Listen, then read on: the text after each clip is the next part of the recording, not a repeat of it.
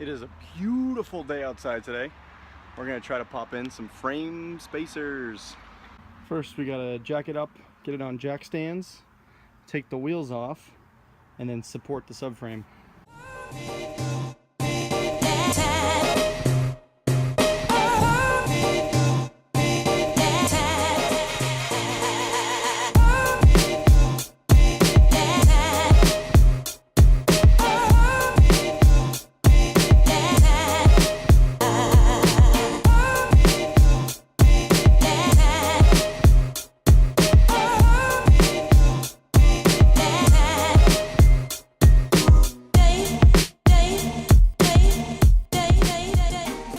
Now we have the subframe lowered. All we have to do is replace this hardware and put the spacers in.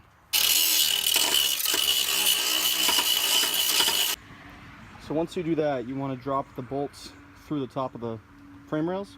The shorter bolt goes in the front. Don't forget a washer. Once you line up the long bolts, put a couple threads on each one all the way around so you can lower the subframe down onto the nuts, then go back and take out one at a time to put the spacers in. Makes it a lot easier. So I'll do that.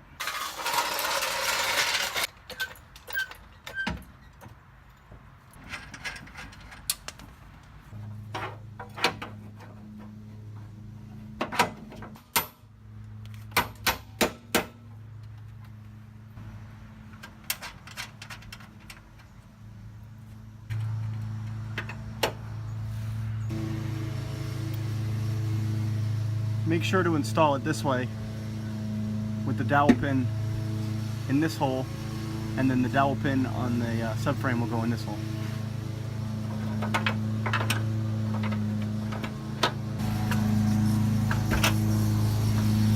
There you go.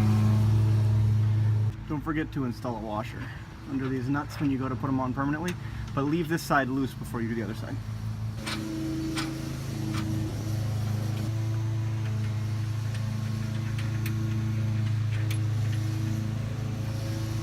Now just repeat the same thing on the other side. Then once you have them all loose fit, go in and tighten them all the way up. They're a 19mm.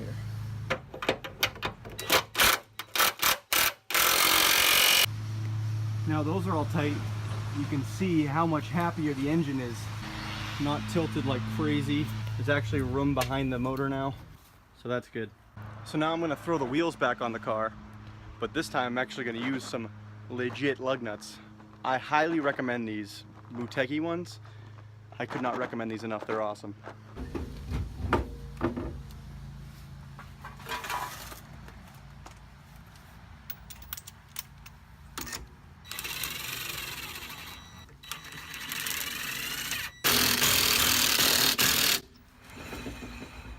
I'm not sure how well you're going to be able to see this, but here's the current hood clearance now.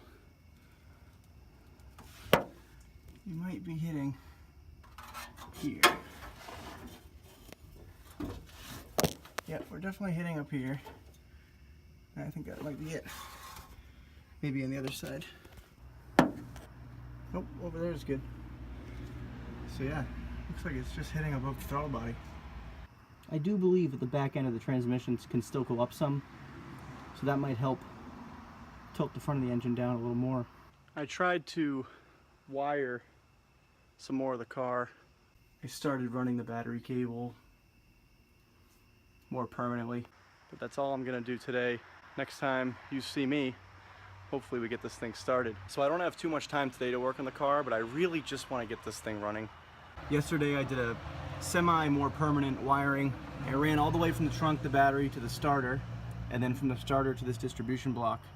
And then from there I have one wire going to the alternator, and then this red one is just a temporary wire to go inside so I can trigger the starter and then the ignition. I triple checked the wiring specialties instructions, made sure everything was routed correctly and wired up and connected correctly, so it should just fire right up. I checked the return line, the rail is getting fuel, I checked for spark, and the plug's getting spark, so I'm not sure why it's not firing, but it's this close. So we're back today trying to get this thing to fire. It will not fire. I just changed the spark plugs because they look like they were the original plugs, or if not, they were stock replacements, and they've been there for a long time. And I also have some starting fluid. Let's see if we can get it to at least do something so we can figure out what's going on. Let's give it a shot.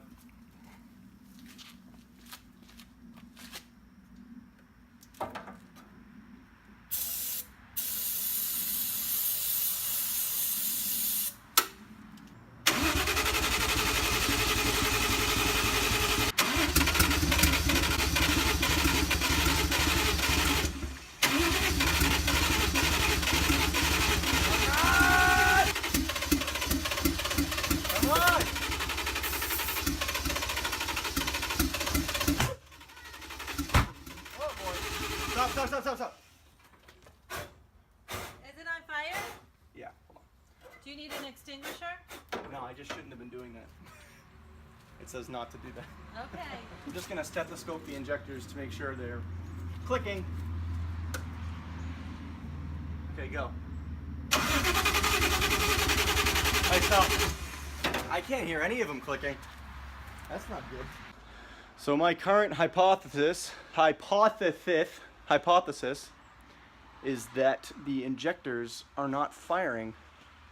I don't hear any clicking when I stethoscope them, but I'm definitely getting spark. It sputters on the starting fluid. It almost runs actually on the starting fluid. But why are the injectors not clicking? Ted, why are they not clicking? I don't know. Don't know. This is stupid frustrating. So I made this 12-volt injector jumper from the factory harness, and I put power to every injector and they all clicked. So I'm thinking it might be something with the ECU or maybe a sensor. I'm gonna check the resistance of the cam and the crank sensors and we'll see if that's it. But at least we know the injectors aren't stuck.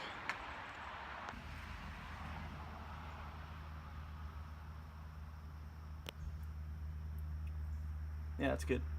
Yep. 2145. Right in the middle. Okay. 1100, 1120. Yep. Again, right in the middle. So we might have a little bit more of an issue than we thought. All the injectors are supposed to have 12 volts and then the ECU grounds them.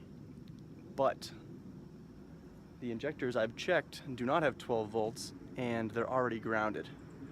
So it might be an ECU issue, which sucks. But my multimeter ran out of juice and it's not telling us much, so I'm gonna try to get that good tomorrow. This is the worst. Yeah, hopefully there'll be some good news then. So today I bought a nice new multimeter and checked the switch 12-volt power on all the injectors, and it actually does get it. When the ignition wire is connected, or the key would be in the on position, every injector has 12 volts. So we're trying to figure out why they're not grounding. I pulled this last harness on the ECU where all the injector grounds are. It's these 6 up here. And I individually ground each one of these out when the ignition was connected, and each injector clicked. So for some reason the ECU isn't grounding the injectors, but the wiring is sound. I also just checked continuity from the grounds of the ECU to the ground of the chassis, and they all were connected. So something in the ECU is keeping the injectors from firing. I'm gonna see if I can pull a trouble code or do some more research and see if I can figure out what would prevent it from allowing fuel. I also tried moving the grounds to the intake side. I think it might help a little bit, and it also brings any wiring away from the hot exhaust, which is always good. We got good news and we got bad news. Good news is we think we know what's going on. Bad news is I had to buy something and it won't be here till Friday. So doing some more research, I found there's an ignition verification wire that goes from the igniter to the ECU. Checked that and it was not pulsing when the engine was cranking, which would lead to a bad igniter. Believe it or not, the igniter might actually cause no fuel because the ECU decides not to allow fuel when this verification wire isn't powered. And I also rechecked spark and it was either weak or non-existent. So I looked at the igniter and it was damaged. It didn't look like this, I was taking it apart.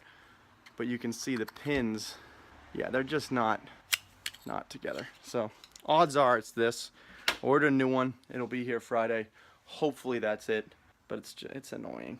It's cars. You know, cars and cars. So we'll have to put starting the engine on hold until the new igniter comes in, and hopefully we'll just plug that in. It'll fire up and everything will be great.